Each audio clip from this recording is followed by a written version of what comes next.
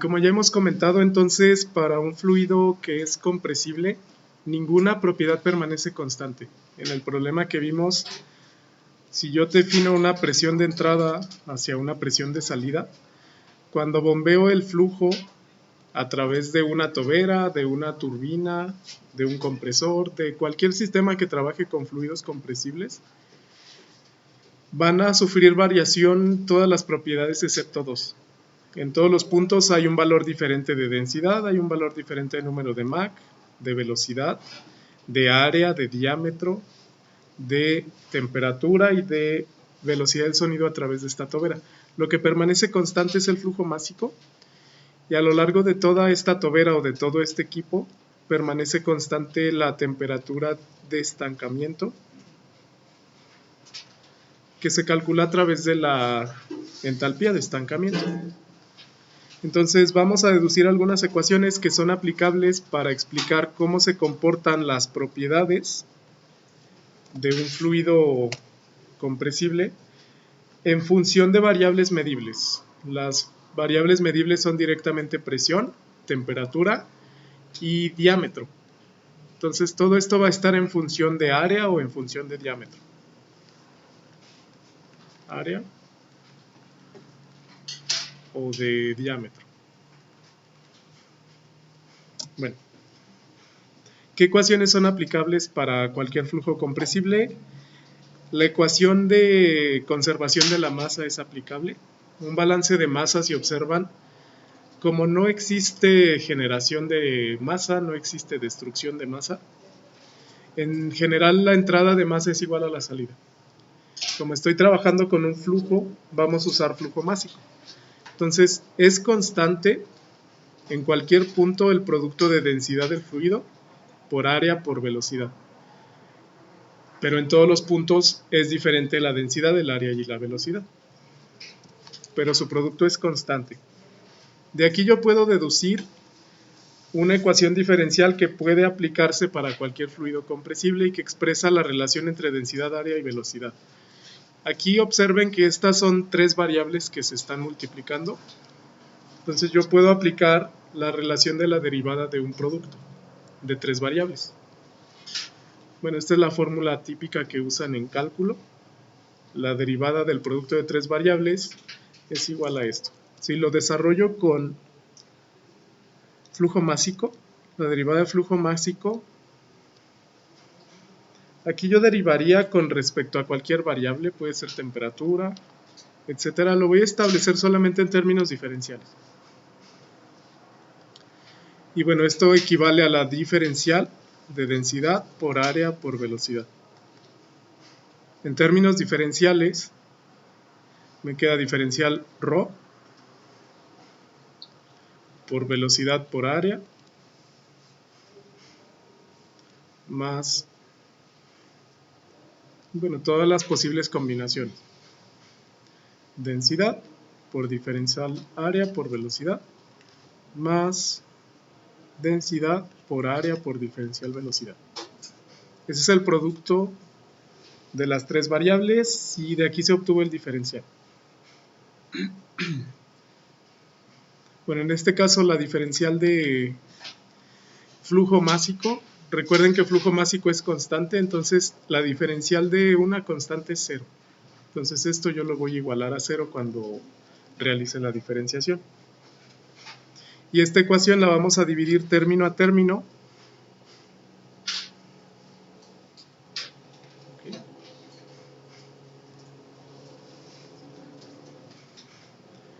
Para cancelar variables la voy a dividir término a término sin afectarla entre el producto densidad por área por velocidad. Y aquí también densidad por área por velocidad, densidad por área por velocidad. Y bueno, noten que se cancelan los términos que no tienen diferencial. Y la ecuación resultante es una ecuación diferencial que explica el comportamiento de densidad, de área y de velocidad para cualquier fluido compresible. Diferencial densidad con respecto a densidad es 0, diferencial área con respecto a área es 0, perdón, más bien la suma de estas dan 0. Diferencial densidad entre densidad más diferencial área entre área más dB entre B es 0. Y bueno, esta ecuación se puede considerar una ecuación de continuidad, pero es diferencial.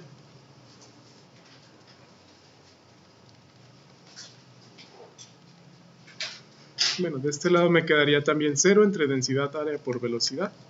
Me sigue dando 0.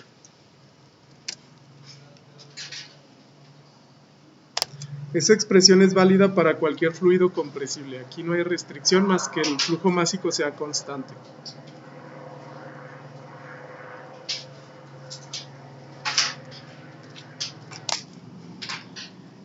La siguiente ecuación que es válida para cualquier fluido compresible es el balance de energía. Recordemos, el balance de energía a grandes rasgos relaciona, lo voy a hacer desde 0. Si realizo un balance de energía por unidad de masa en cualquier flujo compresible, bueno, sabemos que la cantidad de calor por unidad de masa más el trabajo por unidad de masa, ¿sí?, es igual a el cambio de entalpía por unidad de masa más el cambio de energía cinética por unidad de masa más el cambio de energía potencial por unidad de masa. En flujos de gases compresibles a través de ductos, aquí nada más se analizan tuberías, toberas, difusores, no hay reacción química, y la mayoría de estos sistemas son adiabáticos. Entonces, estos sistemas son adiabáticos, no hay transferencia de calor. Estos sistemas no generan ni consumen potencia o trabajo. Y generalmente están a la misma elevación la entrada y la salida. Entonces, el cambio de entalpía por unidad de masa más el cambio de energía cinética por unidad de masa es 0. Entalpía es constante y energía cinética es constante. Yo lo puedo separar en estas dos. Delta H lo cambio por H2 menos H1. Cambio de energía cinética por unidad de masa lo cambio por V2 al cuadrado menos V1 al cuadrado entre 2. Esta ecuación representa el balance de energía por unidad de masa. Y recuerden que este término, entalpía más energía cinética, representa el valor de la entalpía de estancamiento. Entonces H01 es igual a H02. La entalpía de estancamiento es constante. Ya explicamos en el problema anterior que estas dos energías siempre están balanceadas.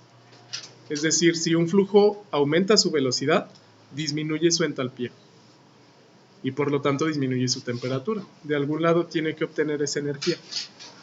Y también viceversa, si un fluido se enfría, aumenta su velocidad, o si se calienta, su velocidad disminuye. Entonces, de esa misma ecuación, podemos tomar la diferencial de cada ecuación término a término. Yo tengo de la segunda ley de la termodinámica el concepto de entalpía. Entalpía en términos diferenciales también se puede escribir como la temperatura por la diferencial entropía. Esto viene de la definición formal de entropía. Recuerden que la segunda ley de la termodinámica me dice que el cambio de entropía equivale a la cantidad de calor transferido en un proceso reversible entre temperatura. La cantidad de calor transferido en un proceso reversible a presión constante es el cambio de entalpía. Entonces de ahí despejamos dH. Y yo sé que dH es temperatura por diferencial entropía. Los gases en estado estacionario que son compresibles se consideran isentrópicos. Es decir, el proceso es adiabático, no hay pérdidas de calor. Si es adiabático, yo puedo cancelar el diferencial entropía. Y esto me queda igual a diferencial entalpía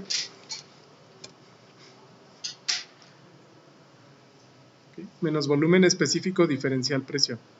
Esta ecuación es la segunda ley de la termodinámica. Aquí me falta densidad. Bueno, y despejando dH, esto es igual a volumen específico. Esta V redondeada significa volumen específico. que es volumen entre masa. Si la quieren sustituir en términos de densidad, bueno, volumen específico sabemos que es volumen del sistema entre masa. Precisamente densidad es la inversa. Densidad se define como la masa del sistema entre el volumen. Entonces, volumen específico es la inversa de densidad. Y esta ecuación de aquí se puede sustituir como dH. Entonces, la dH la sustituimos como diferencial presión entre densidad más volumen diferencial, más bien esto es velocidad, más velocidad diferencial, velocidad es igual con 0. Esta segunda ecuación es aplicable también para cualquier flujo compresible.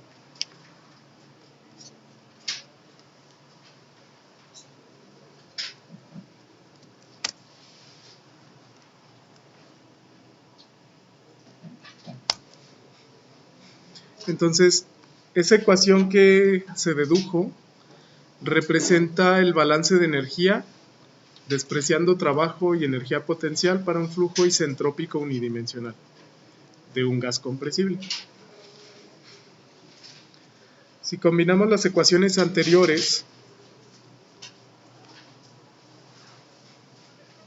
bueno, esta ecuación con la ecuación que representa el cambio de propiedades, vamos a retomar esta.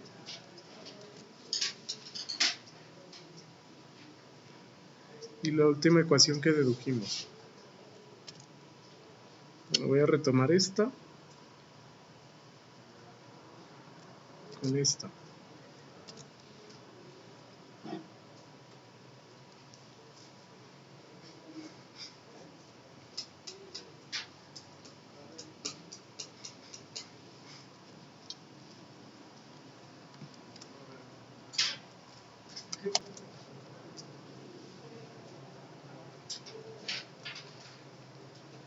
Y bueno, esa es la conclusión de esta última ecuación.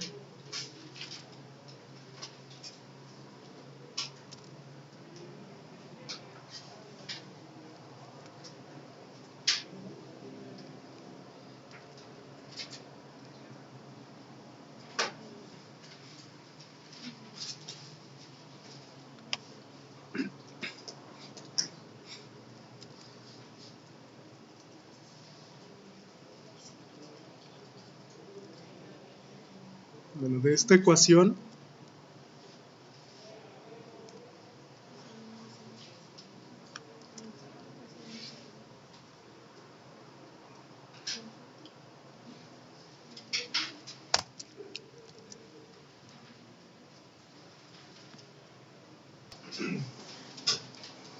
en esta tabla se resume el comportamiento para diferentes tipos de fluidos, de acuerdo al régimen de la misma ecuación que acabamos de deducir, esta de aquí.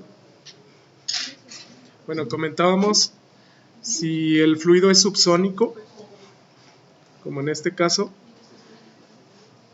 conforme aumenta el área, aumenta la presión del fluido. Si es supersónico, conforme aumenta el área de esta tobera, disminuye la presión. En la garganta el número de Mach vale 1.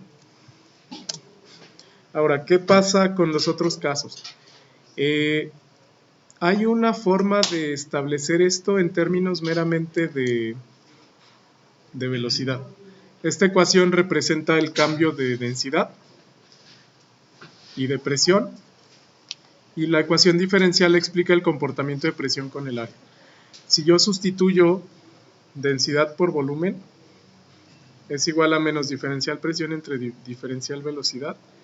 Tenemos el comportamiento de área con respecto a velocidad. Para este caso, bueno, diferencial área contra diferencial velocidad. Para los mismos regímenes de flujo, para fluido subsónico donde el número de Mach es menor a 1, el cambio de área con respecto al cambio de velocidad es menor a 0. Y bueno, esto se ve aquí desde la ecuación diferencial. Si el número de Mach vale 1, aquí, perdón, aquí me quedaría 1 menos 1 y es 0. En cambio, si el número de Mach es mayor a 1, el fluido es supersónico. Entonces, la diferencial área entre velocidad es mayor a 0. Y para fluido sónico, no hay cambio de área cuando cambia la velocidad.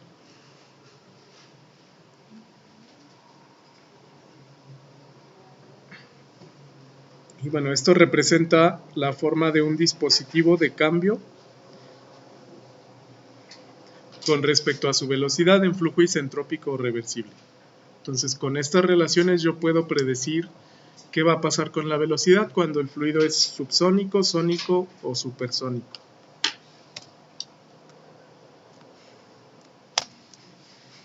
Y ya para resumir, bueno, aquí se resume el comportamiento de todas las propiedades. Por ejemplo, para flujo subsónico, es decir, donde el número de Mach vale menos 1, o menor a 1 más bien.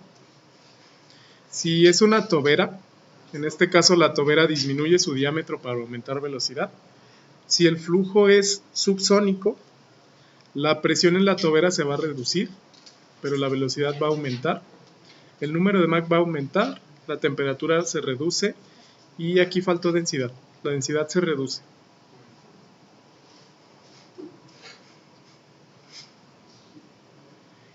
Para el número de Mach menor a 1, si es un difusor es el opuesto de una tobera. Aumenta el área para disminuir velocidad, pero aumentar presión. Para fluido subsónico, la presión aumenta, la velocidad se reduce, el número de Mach se reduce, la temperatura aumenta. Y estos son los casos opuestos en flujo supersónico. Noten que en flujo supersónico para una tobera supersónica se comporta como una tobera subsónica.